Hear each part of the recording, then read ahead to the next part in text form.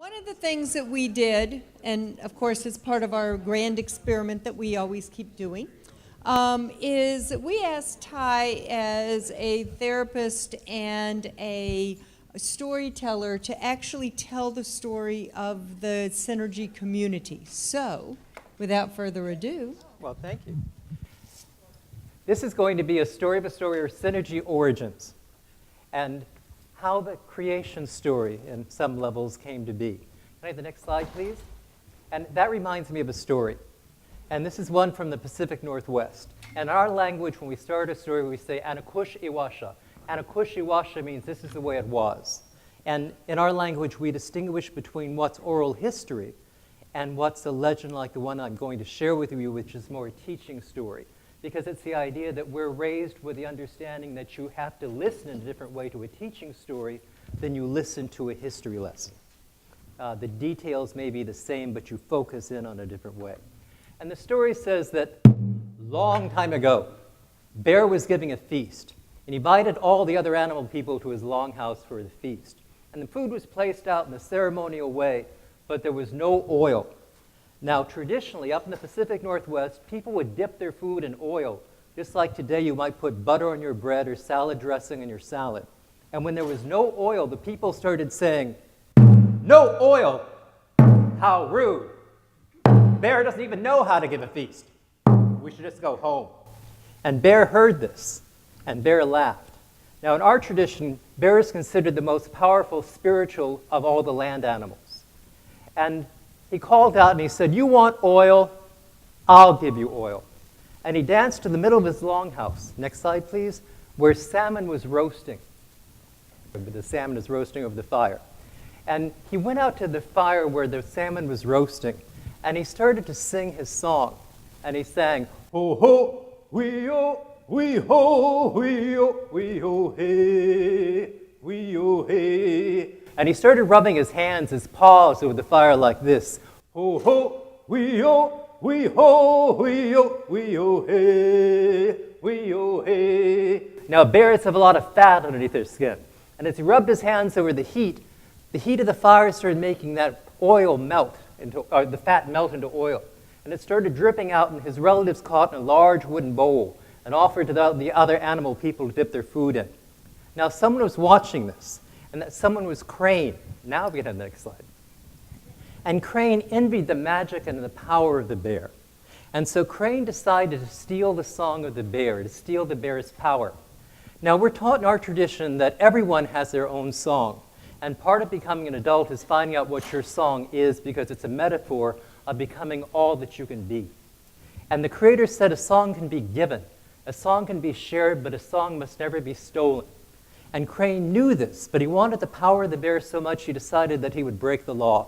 And so before the people left, Crane called out and he said, "Next full moon, I invite you to my longhouse for a feast." And so it was that people came to the longhouse of the Crane. And just as in Bear's longhouse, the food was placed out in a ceremonial way, but there was no oil. And the people started saying, "No oil! How rude! Crane doesn't even know how to give a feast. We should just go home." And Crane laughed, and he called out and he said, "You want oil? I'll give you oil." And he danced out to the middle of his longhouse, stealing the song of the bear. And the Crane sang, "Ho ho, wee-oh, wee-ho, wee-oh, wee-oh, hey, wee-oh, hey." And he started rubbing his hands, really his feet, over the fire the way he had watched the bear do. Now someone was watching this, and that someone was the Creator. And the Creator was so angry at the Crane for breaking the law, the Creator made the fire jump up, and it hit the feet of the Crane. And he screamed and he ran away in pain and embarrassment. And he ran to the closest river. And that's where you find the Crane, even today, still in the river trying to cool off his poor burning feet, because they'll burn forever, because that's his punishment. And this is one of the things that I wanted to come back to, the story of Synergy. The idea that one of the things that we're learning from this experience is that we all sing our own song. And the song can be given, and the song can be shared.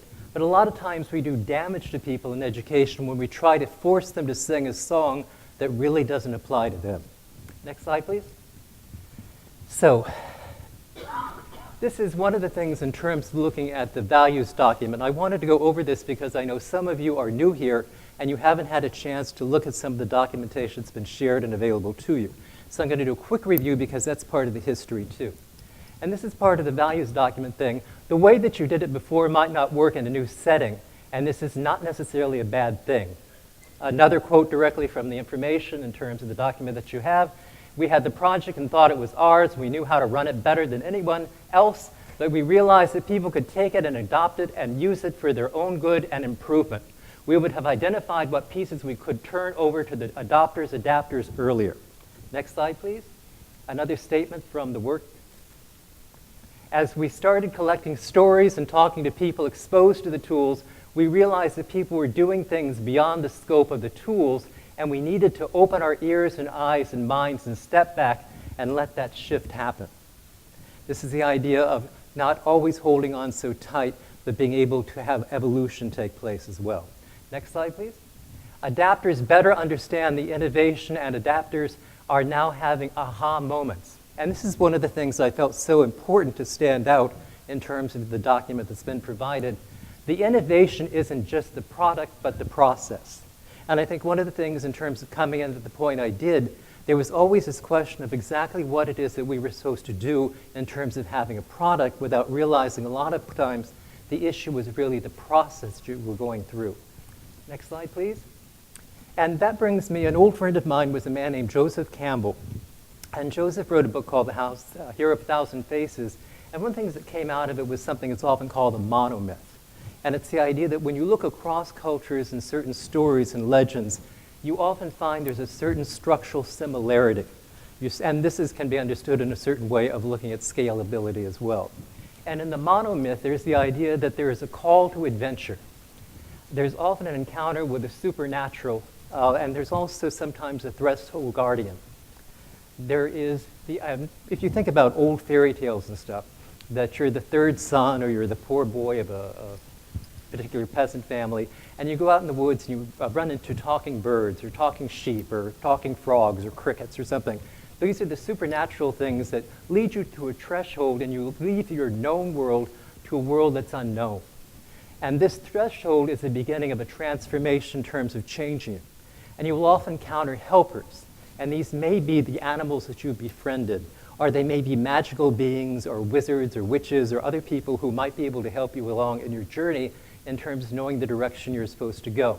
And these people often act as a mentor to you. Then you encounter challenges and temptations in terms of whether or not you're going to complete your goal. And oftentimes these helpers or mentors are there to remind you of the direction that you're supposed to be going. Then the monomyth says there's a revelation. This might be the point where you are facing the greatest danger, the greatest crisis. This is the point that in shamanistic talk we refer to as the rebirthing, the idea that you are dying, but you're dying on a symbolic level to be able to allow you, like a caterpillar dying to become a butterfly. It allows you to go through that transformation, become what you were supposed to be.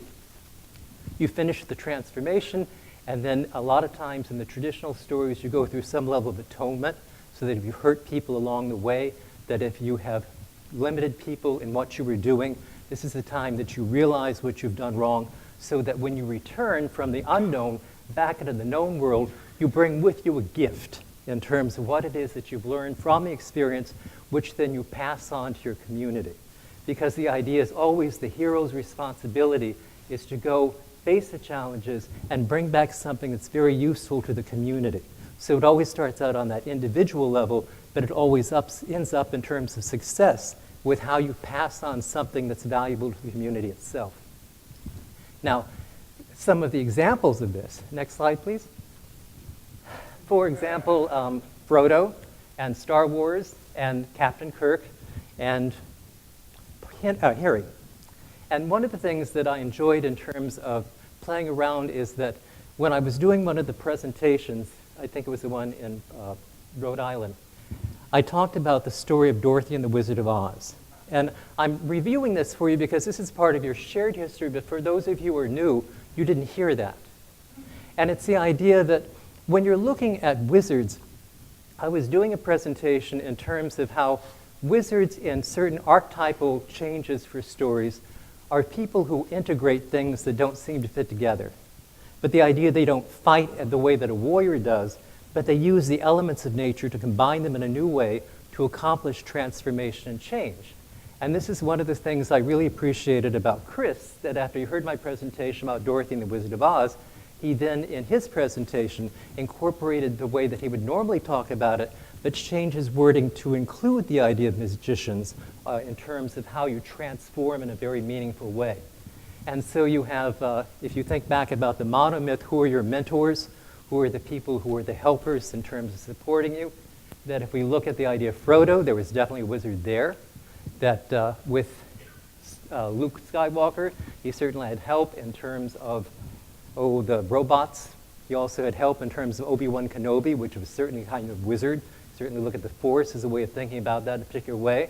If you're James Kirk, you get a Vulcan, which is not exactly a wizard, but if you look at some of the outfits that Spock sometimes wore, particularly in the movies, that was pretty close.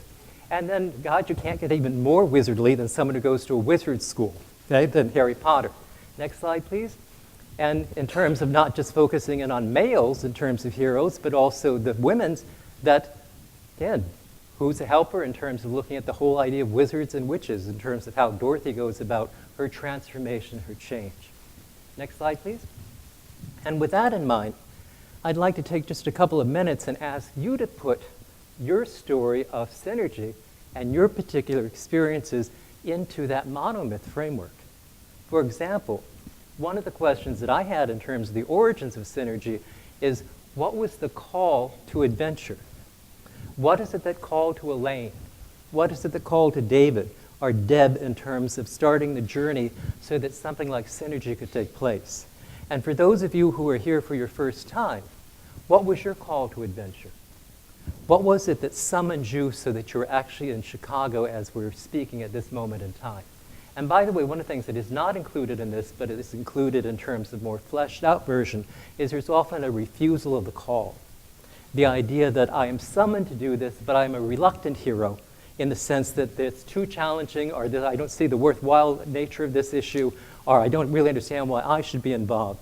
And so there's often a temptation there before you go into the threshold in terms of making a difference.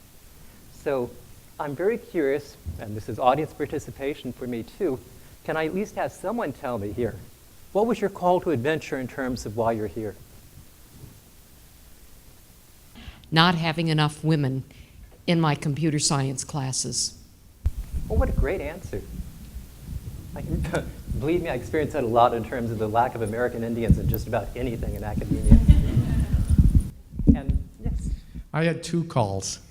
One from my program officer suggesting I should go to the conference. And then after that, I realized that I could use a lot of the materials. So it was very, it resonated with me. So the direct summons, like the way that you get an owl dropping a letter on you. Absolutely. Here in the Harry Potter world. And the other thing in terms of the magical spiritual help that's there, I'm going to assume that we're really talking about computers here. Because one of the things you learn from the concepts of science fiction writing is that if you're in a society that doesn't have a lot of technical advances, that people who are more technically advanced will do things that appear like magic to you. And so this is the whole thing about IT for me, that in a lot of sense it's very magical in the sense that we're using electronic data, image processing, the idea of being able to use data streams, being able to access the internet. That's very magical in a way. If you think about it, we're telling the story to people who had no access to how all this stuff works. And this comes back to the idea that I would suggest to you that part of synergy is the idea that you do have mentors and you do have helpers, but we might call them coaches, for example.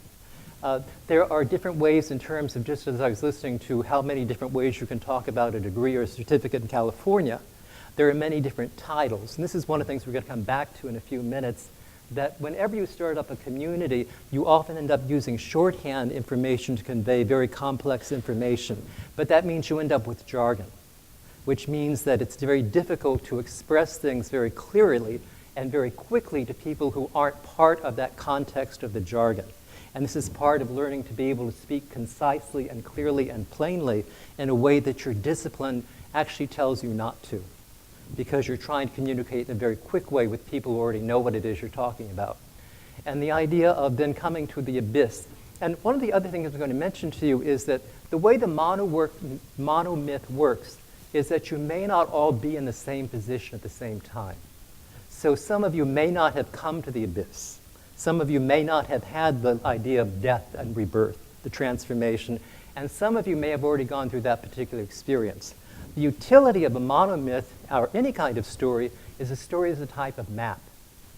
A story tells you where you're trying to go and when you're going to get there, what to expect, to tell you what landmarks to look for, to give you a sense of metrics in terms of knowing that you progressed in a certain way.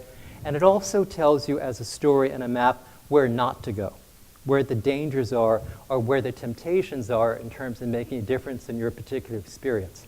But then again, this is part of the scalability and sustainability. Once you've gone through the process and learned about it, then you return to the known world, which is your academic college setting in terms of your interaction with other faculty and with students and with the other stakeholders that you're connected with. Next slide, please. And one thing you learn about is that stories are like seeds. Not all environments promote the same seeds. And it's the idea that sometimes you do have something that's a very wonderful product, but it's not necessarily in the right environment. And it may not be along at the right time. One of the things that was mentioned in one of the presentations is the idea that mint is very adaptable in terms of being able to survive in harsh temperatures or cold temperatures or warm temperatures.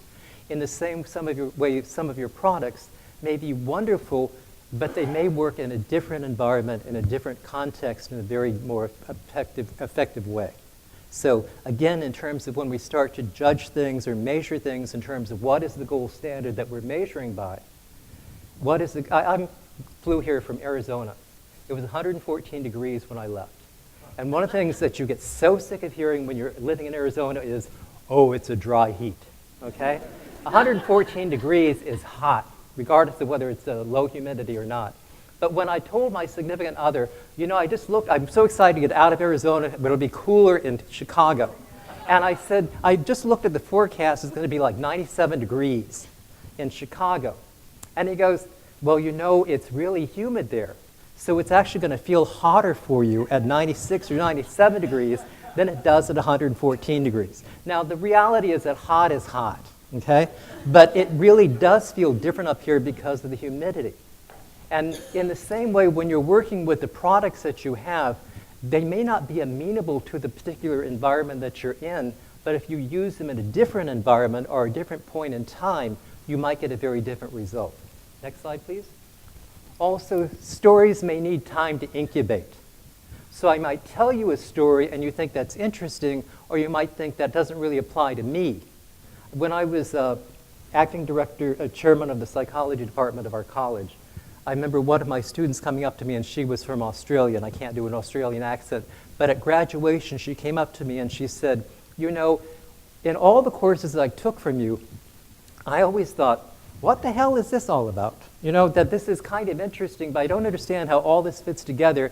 And then I actually got a job doing counseling. And it was the sort of thing that when I was in that environment with actual clients, that I suddenly thought, oh, that's what this was for. Oh, that's what he was talking about. And she referred to me as like an apothecary shop, in the idea that you get an apothecary kit, like a first aid kit, and you have everything that's necessary for you, but you don't necessarily know what the pieces are for or the tools are for until you're actually in the environment where you actually can see how they match up to the reality. Next slide, please. Also, stakeholder stories need to be included. That the Supreme Court of the United States opposing opinions are often more revealing than the official decisions. They often give you a different picture in terms of how people are thinking about things. And this is the other thing that's exciting to me about Synergy, is it really has a focus on not just the faculty and the students, but who are the rest of the stakeholders in the community around you. Next slide, please. The other thing I did was send out a questionnaire, and I asked administration to provide to me people who had only been to a Synergy meeting one time, and those who had been here at least 2 times, and those who had been here a number of times. And I got a number of different people in each category, so this is anonymous, so I'm not going to tell you who did which ones. But for example, this is someone who was a one-time participant who responded, "I understood most of the terminology and concepts, but my difficulty was seeing the practicality of it all. It was all theory to me, and not enough on the ground best practices to help with addressing the challenges of influencing the adoption and adaptation of our project." And this is one of those things in terms of, that was what I was worried about, that in the way that we were setting up the initial process for Synergy, if you only came at one time, you heard a lot of the jargon. And you also heard terms that were familiar to you, but they might not be being used in the same way by the people because they were further along in the journey, or they further along the experience in terms of that circle that I was showing you a few minutes ago. So that would be an example here in terms of Synergy, that we're all in agreement then. But the reality is that we may hear the same words or look at the same images, but not necessarily process it in exactly the same way. And that leads us to people who were here more than one time. I think it's unclear to me what the concept of a collaboratory is. And this is the example for those of you who are here for the first time. Have you ever heard the word collaboratory before? It's the idea of combining a laboratory with a community with collaboration, the idea of being able to use that in a very practical way to find an experimental difference. We use that term, but I'm not sure that we acted like a collaboratory or that we became a collaboratory, mainly because I have no other examples or references for what a high-functioning collaboratory is. That would have been helpful to me and perhaps to others. So again, one of the things that you might find in the process of Synergy is that there are certain terminologies that you're not really totally comfortable with, or you don't understand, or they don't have a physical model in terms of an example. Like trying to describe an elephant to a blind person. The idea that you may have the knowledge yourself, but you may not be using the right communication skills or tools in terms of passing that information on. Next slide, please. Another comment from one of the questionnaires. The turnover was very challenging in terms of the people who were there. To keep the project moving forward. That said, each member played a valuable role in the project, and each member's contribution added to the positive outcome, the successes we experienced. In some ways, the addition of the new members provided some fresh eyes and probing inquiry about what we were doing and why we were doing it. So again, sometimes what seems to be a disadvantage to you can actually turn out to be an advantage in terms of having those different kinds of perspectives that, as Chris was saying in the earlier presentation, you start to see things in a triangulated way. That people of different backgrounds, different experiences will often give you insights that give you that aha moment of experience. And part of it is also to unlearn certain things. The idea that if you're so rigid or so focused in terms of, I've done this before, we've done this for years, we know what it is that we're supposed to do, and so we'll continue doing what we're supposed to do, even though that one of the persons who was there earlier was saying, you know, when I graduated from college, there weren't computers. And now I can't, everything I do actually relates back to the computer. So part of it is also unlearning, which is a quotation, next slide please, from one of the questionnaires. It was clear from the onset that each team was in a different starting place with regard to scaling their projects. Many of us started from zero, which required a big learning curve. Other centers had endeavored to scale their project prior to Synergy, had to unlearn or rethink their approach through the theories promoted by the experts brought in to provide the Synergy professional development. So again, learning to be flexible enough to realize there might be other options or possibilities in terms of being able to approach your needs in a different way. Next slide, please. I didn't know what data Synergy wanted. I wanted to make sure to get it right and would get convoluted responses when asking that simple question. A response finally came, we are learning as we go. And that was refreshing. I'm okay with that, and it went much better after that. And this is something in terms of when you're creating something new, and in a way Synergy really is new, you don't exactly have a map. It's not a finished product yet because it's part of the process in terms of learning what's working and what isn't working, and also trying to redefine success. And this brings us to a favorite phrase that you will find with some people in Synergy, the idea of wicked problems. And some problems are so complex that you have to be highly intelligent, well-informed, just to be undecided about them. And one of the things that, frankly, I like to do, because English is not my first language, I had 3 years of Latin, which I'm very grateful for. because it allowed me to understand English in a different way by looking at the roots, but either Greek roots or Latin roots. And so I decided to try to figure out what some of the origins are for this. Next slide, please. So in terms of wicked problems, it's not your grandfather's complexity anymore. Next slide, please. And so I went to the Oxford School Dictionary word origins in terms of what is the word origin of wicked. Because nowadays there's a slang term that wicked means something that's really cool or something that's really sharp. Wicked can also mean something that's terribly evil, like the Wicked Witch of the West. Next slide, please. The actual word origins from Middle English and Older English is that it's from the word Wicca. And the word Wicca actually originally meant a wizard, a magician, or a witch. And actually, if you go even further back in terms of its origin, the root word is the same for wisdom, which was fun for me when you decided to refer to us as three wise men. That because we're wicked. Okay? Next slide, please. And by the way, can we go back to the witch slide for a moment? This is actually from the presentation I was doing, one of the storytelling presentations, the idea of a little frog who wanted to become a handsome prince. And he goes to a witch and asks the witch to turn him into a handsome prince. And she goes, let me get this straight. You were a handsome prince, you got turned into a frog. He goes, no, I've always been a frog, but I've always wanted to be a handsome prince. And in the story, what happens is that she goes ahead and turns him to a handsome prince, but she doesn't really do it. She actually just leaves him as a frog, but he's so convinced that he's a handsome prince, he goes to a village and announces that he's a handsome prince. This is what we call a self-fulfilling prophecy. And the village people treat him like a handsome prince. The more they treat him like a handsome prince, the more he behaves like a handsome prince. And finally they come to him and say, we want you to go slay a dragon. And he goes, why me? And they go, because you're a handsome prince. That's what handsome princes do. And so he takes his little sword and he goes to the dragon. And the dragon looks down at this little frog and says, well, what do you want? And the frog says, I'm here to slay you. And the dragon says, why? And the frog says, because I'm a handsome prince. That's what handsome princes do. And the dragon says, I understand this, but why me? And the little frog goes, it's because the village said to me that you're coming into town and burning down their homes. And the dragon says, but that's what dragons do. We burn things. It's one of our favorite pastimes, even all of our union contracts. We burn things. And Jerome thought about this, and he hopped back to the village, and he made an announcement that on Tuesdays and Thursdays, the dragon would incinerate the town garbage.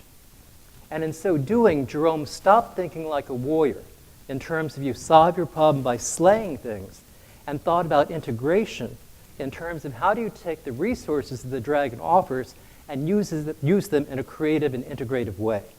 Next slide, please.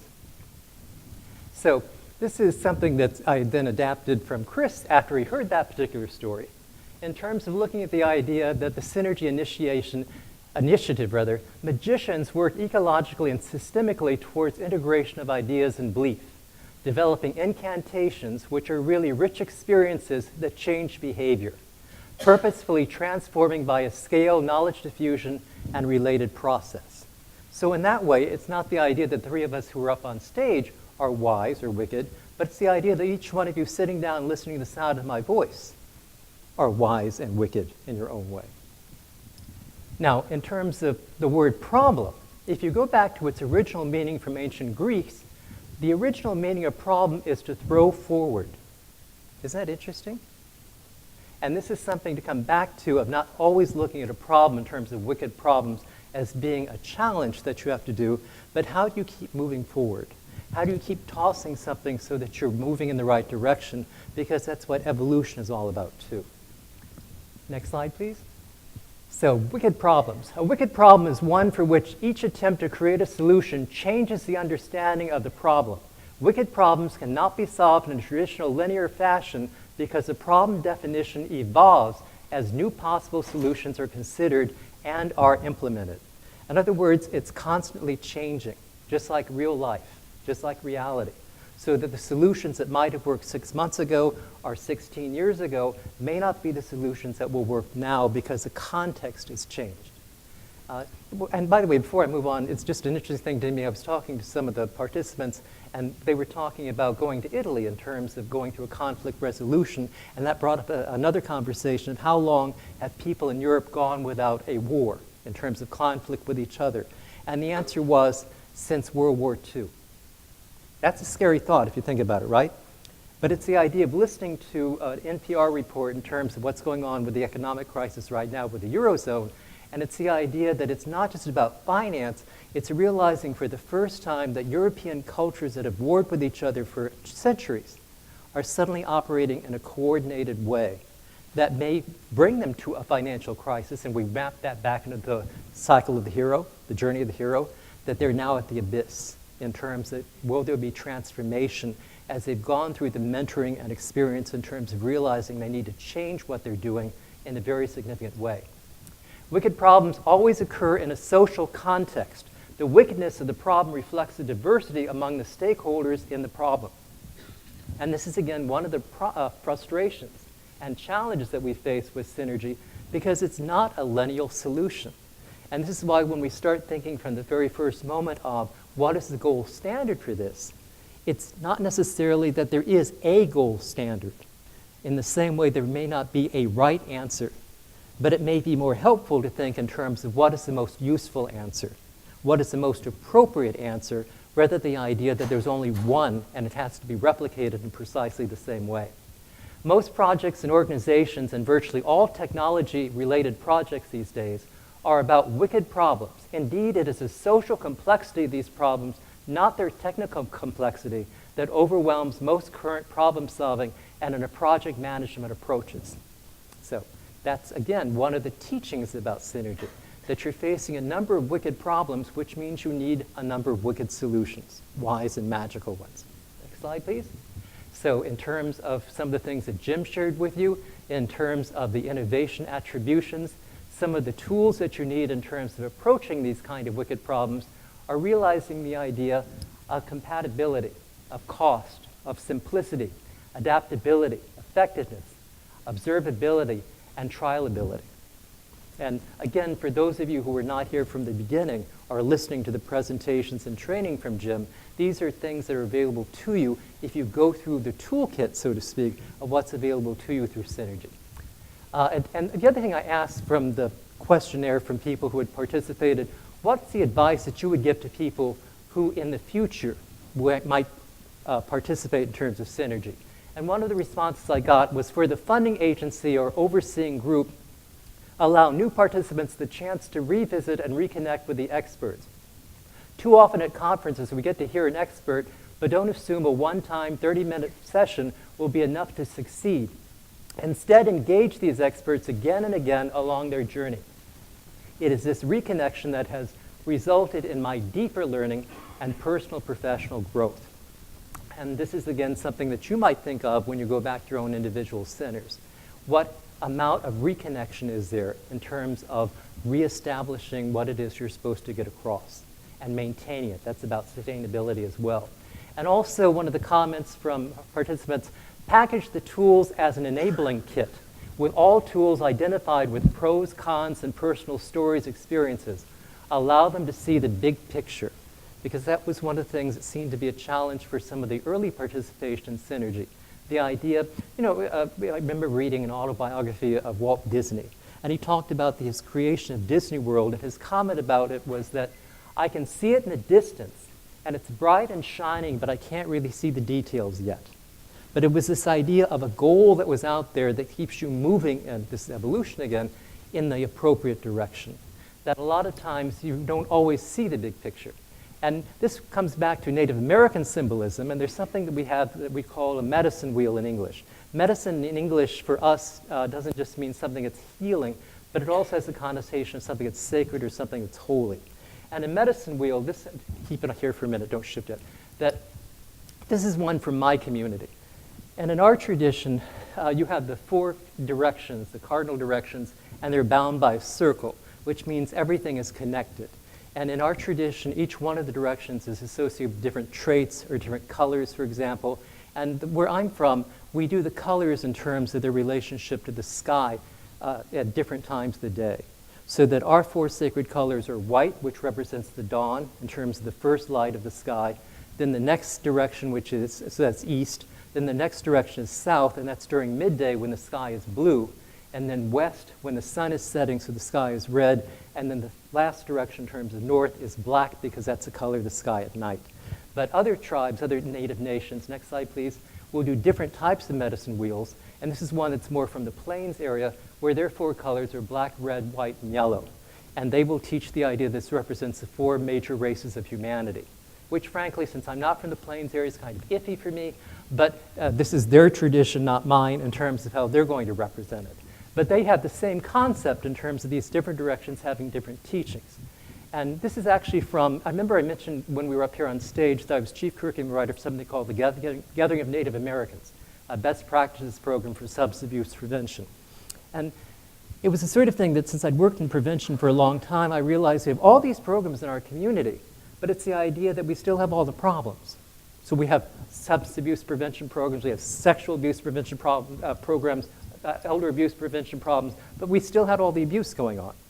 And I think it was Jay that said, it doesn't take a creative mind to realize you've got the wrong answer, but it takes a creative mind to realize you've got the wrong question. And so what I said to my group is, we're thinking in the wrong way because we're just going to replicate what's already been out there, reinvent the wheel over again.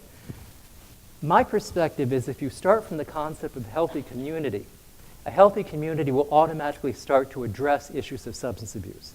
A healthy community will automatically start to address issues of child abuse. So the question is, how do you do community development? And it was one of those things that we really had to fight with SAMHSA, because we were supposed to be a prevention program, but we were saying what we really want to do is community development in terms of giving certain tools and resources in terms of building from people's strengths rather than from their weaknesses. And this is the model that we used from that, and I wanted to share it with you because I think it's relevant to Synergy. Next slide, please. So the direction of the East, it's associated with the concept of belonging. And it's the idea that if you don't feel as though you belong, it's really hard for you to learn something new. If you don't feel as though you're welcome, if you don't feel as though you're fit in, it's very hard for you to process new information in terms of being given resources or lessons or curriculum material. So our first focus was trying to figure out how do we make people feel welcome? How do we make them feel as though they belong? And that was the responsibility, the obligation of the East. And we also associate the East with children, with childhood, the idea of new beginnings, the idea of starting over again, and the idea of how do you convince a child that they're loved, that they belong, that they have a place and a reason for being. And the direction of the South is associated with the concept of mastery. That's when you learn the new behaviors. That's when you learn the curriculum. That's when you learn new things. And that is associated, next slide please, with adolescence, the idea of mastering certain skills. And also, I'm going to step out here in terms of talking about this on a meta level as too. One of the things that I'm also modeling for you is using examples that are not necessarily part of your experience directly in reality, but it's different enough to make it interesting to you. And this is something that I learned. I was working with AMFAR, American Federation for AIDS Research. And early on in the AIDS epidemic, they locked a number of us in hotel rooms, I mean literally. And we were forced to review everything that had been produced in terms of AIDS prevention curriculum. So I was reviewing things like bumper stickers. But even though it's been over 20 years, what I remember the most was something from a program called Mosaic. And it was produced as a television program for people who are deaf. And I know a lot about HIV prevention. I've been doing this stuff for many, many years.